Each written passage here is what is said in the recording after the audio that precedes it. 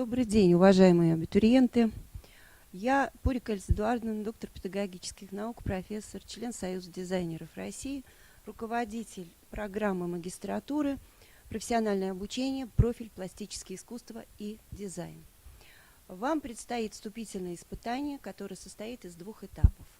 Вступительное испытание состоится завтра, 8 августа, с 10 утра до 15:00 включительно. Вам предстоит сдать тест по дисциплине «Основы изобразительной грамоты» и практическое задание, письменная часть экзамена, живопись. Тест будет включать 30 вопросов по истории искусства, теории художественного образования, теории дизайна образования. Тест достаточно краткий, и он предполагает, что вы продемонстрируете владение терминологией, знание основных понятий из области искусства, знание основных периодов развития изобразительного искусства и будете иметь представление об обучении искусству, о методике обучения рисунку, живописи и дизайн-проектированию. Тест лучше будет, если вы будете сдавать с 10 утра, и тест, вам время на тест отводится ровно 1 час. То есть если вы начинаете сдавать тест, то час времени больше не продлевается. То есть вам надо будет завершить тест. Логичнее сначала с 10 утра сдать тест, ответить на все вопросы и затем приступить к заданию по живописи. Вам будет предоставлена фотография натюрморта из несложных бытовых предметов, с небольшими там какими-то растительными элементами, цветами, драпировкой. И жестких академических требований там ставиться не будет. То есть, по сути, вы должны будете продемонстрировать, что вы разбираетесь в изобразительном искусстве, знаете основы дизайна и готовы обучаться в области художественной дизайн-педагогики, потому что программа магистратуры ориентирует на работу в области художественного и дизайна образования. То есть мы готовим преподавателей для колледжей, простите, и вузов. Таким образом, экзамен проводится по основам изобразительной грамоты в виде онлайн-теста, и результат оценивается по 100-бальной системе. Затем вам предстоит практическое задание, натюрморт из бытовых предметов. Он выполняется на формате А3, предпочтительнее водорастворимыми красками, акварелью, гуашью, акрилом. Время на проведение занятия по живописи, задание по живописи 4 часа. Вы можете выполнять академически, в академическом ключе работу, можете в более вольной форме делать стилизованный декоративный натюрморт. То есть вы, по сути, должны настроиться на экзамен и понять, что вы больше должны показать себя. Это не жесткий экзамен, это экзамен творческого плана. Он покажет, насколько вы готовы писать магистерскую диссертацию по проблемам художественного дизайна образования. Задачами экзамена тестовой части является выявление знаний в области пластических искусств, знание основных видов и жанров искусства, основных понятий, категорий и терминов.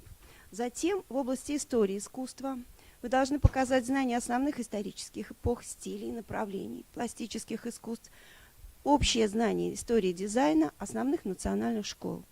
Затем вы должны иметь представление о теории перспективы, что такое линия горизонта, что такое точка схода, что такое угловая, линейная и воздушная перспектива. Вы должны представлять себе схему изображения простых геометрических тел в угловой и фронтальной перспективе. Это куб, цилиндр, призма. Ну и, конечно же, вы должны знать основные правила, приемы и средства композиции, основные понятия формообразования. И, соответственно, вам будут представлены конкретные вопросы с 3 вариантами ответов. И вот разделы основные – это искусство древнего мира. Ну, конечно же, вы не должны будете развернутую какую-то характеристику давать, но вам надо знать общее представление об искусстве Египта, о стилевых особенностях, об основных видах искусства, об искусстве Греции, об ордерной системе, об основных видах архитектурных сооружений. Затем искусство Средневековья, что такое собор, какова была средневековая живопись. Затем это искусство классицизма, искусство более позднего времени, искусство Франции XVIII века, импрессионизм, постимпрессионизм. Отдельной строкой надо сказать об искусстве эпохи Возрождения, потому что здесь будут вопросы, которые включают и искусство Возрождения как таковое, и теоретические представления художников эпохи Возрождения об обучении искусству. И, конечно же, будут вопросы, которые затрагивают Россию. Это древнерусское искусство, искусство Петровского времени.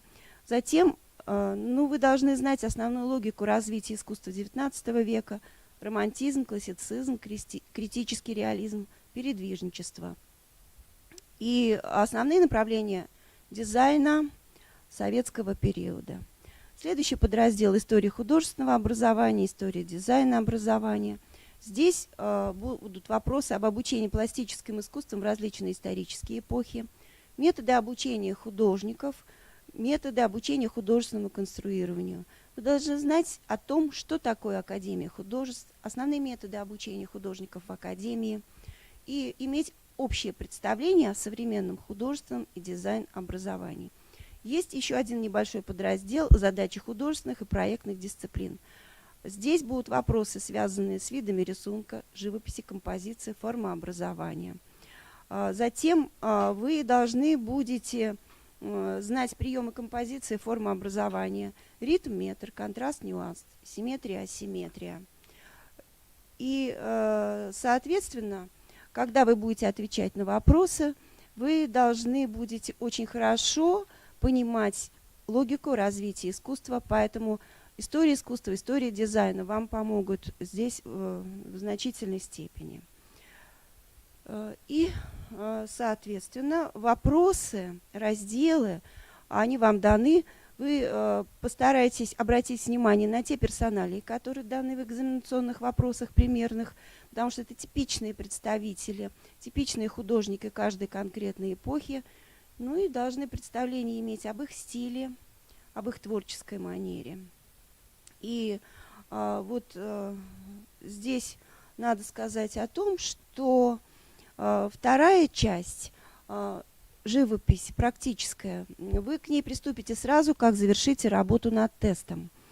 И времени у вас здесь будет больше. Но эта часть, как мы понимаем, творческая часть. То есть, еще раз, это не академическая живопись, хотя вы можете писать работу и в академической манере. Вы можете показать свое понимание формы, цвета, вы можете стилизовать, преобразовать. Для нас важна не правильность изображения, а то, насколько вы владеете материалом, и, соответственно, требования к работе по живописи, критерии оценки будут таковы. Это, конечно же, умение правильно закомпоновать натюрморт на листе. Это может быть уравновешенная статическая композиция, может быть динамическая композиция, асимметричная, но тем не менее вы должны понять, что предметы, которые вы изображаете, они должны быть вписаны в формат. То есть изображение должно соответствовать формату по масштабу. Вы должны понимать, что изображение должно быть уравновешено, еще раз, по принципу статики или по принципу динамики. Затем при просмотре ваших работ будет анализироваться то, насколько вы умеете передавать форму, пропорции, объем предметов, хотя вот объем не обязательное требование, вы можете делать работу и в плоскостной манере. Вы можете использовать в полной мере декоративные приемы, вы можете стилизовать, геометризовать изображение, можете его трансформировать, вытягивать и так далее. Но изображение должно быть гармоничным, цельным, и вы должны знать в полной мере законы стилизации. Следующий критерий – передача цветового решения, его гармоничность. То есть здесь мы будем смотреть на то, как вы умеете смешивать цвета, как вы понимаете такие вещи, как контраст и нюанс, и, соответственно, как вы умеете гармонировать цвета. С вас не будет требоваться жесткое следование тем цветам, которые вы увидите на представленном на фотографии натюрморте.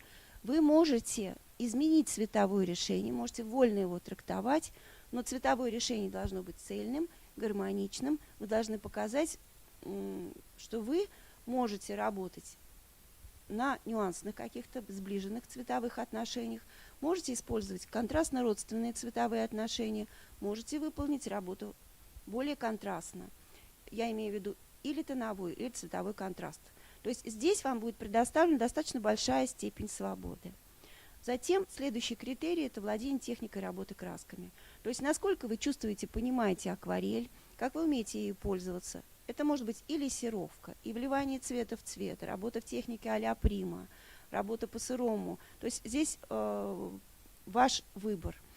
Вы можете использовать гуашь, пожалуйста, и, соответственно, можете использовать различные формулы в гуаше.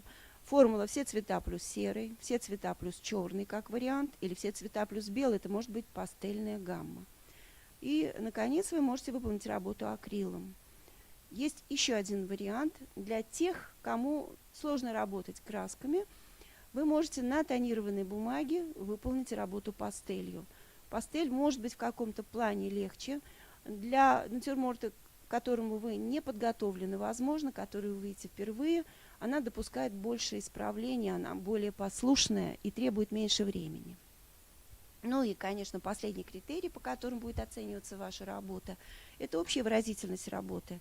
То есть насколько вы умеете передать свое эмоциональное отношение, насколько экспрессивна ваша работа, насколько она пластична. Но еще раз, жестких требований мы не предъявляем. Вы должны, самое главное, показать, что вы владеете представлениями о живописи, а в какой манере, как вы это будете делать. Здесь вам представляется большая степень свободы. Теперь давайте к технической стороне обратимся. Экзамен еще раз будет проходить завтра с 10 до 15:00. Вы должны будете до 9 утра 8 августа завтрашнего дня получить по почте логин и пароль для входа в личный кабинет. И вы должны будете сдавать экзамен завтра с 10 утра, как мы уже договорились, лучше, если вы начнете с теста. Вы наберете логин и пароль, нажмете кнопочку «Сдать экзамен», нажмете на кнопку «Сдать», и с этого момента пойдет отсчет времени, вам будет предоставлен час. Но учитывая, что вопросов очень немного, 30, я думаю, проблем здесь не возникнет. И вы должны будете нажать на кнопку «Завершить тест». Не забудьте технически все сделать внимательно. И затем вы приступаете к живописи. Вам будет предоставлена фотография натюрморта, и вы также должны будете нажать на кнопку «Сдать онлайн». Но здесь есть еще одно требование. Через 1,5 часа вы должны будете прикрепить фотографию работы в процессе. И по завершении в 15:00, до 15:00 вы должны будете прикрепить фотографию окончательного варианта работы и нажать кнопку «Завершение работы». И затем ваши работы будут проверяться. Результаты экзамена вы узнаете там же, где вы сдавали, exam.bspu, в течение 2 рабочих дней. Учитывая, что завтра суббота, затем идет воскресный день, это, видимо, будет где-то понедельник, вторник. И вот еще о чем мне хочется сказать. Если вдруг вы не получите логин и пароль до 9 утра 8 августа, вам надо будет зайти на сайт bspu.ru, в раздел «Подать документы», нажать на зеленую кнопку и нажать «Задать вопрос». Или написать претензию на почту приемной комиссии. Это надо будет сделать до 10 утра. И когда будете задавать вопросы, пожалуйста, не забудьте написать свою фамилию, чтобы было понятно, о ком идет речь. Этот вопрос оперативно будет решен, нервничать не надо. Могут быть технические сбои, ничего страшного, поэтому лучше сделать все заранее. И еще раз, если вдруг вы не получите логин и пароль, вы можете посмотреть еще в спаме. Особенно если вы со смартфона заходите, пожалуйста, обратите внимание на эти вещи. Но в любом случае вы должны будете списаться с приемной комиссией, и вам отправят логин и пароль, уже разошлют вручную, потому что вот реально будет в течение сегодняшнего дня и завтрашнего утра идти автоматическая рассылка. Отсюда могут быть сбои. Поэтому, когда вы свяжетесь с приемной комиссией, вам отправят персонально логин и пароль, у вас должно быть все нормально. И вот просьба такая: горячие линии, не тратьте время на звонки, вы можете очень много времени потратить. Лучше пишите сразу на почту приемной комиссии, вам очень оперативно будут отвечать. И если у вас есть какие-то вопросы, которые касаются экзамена по живописи, то вы можете написать на следующий электронный адрес большими буквами латинскими БСПУ, нижнее подчеркивание, маленькими буквами английскими ИЗО, собака Mail.ru. Я сегодня до 11-12 вечера могу прочитать ваши вопросы и на них ответить. Желаю вам успехов. Буду рада, если у нас с вами все получится, и надеюсь на дальнейшее сотрудничество. Спасибо за внимание.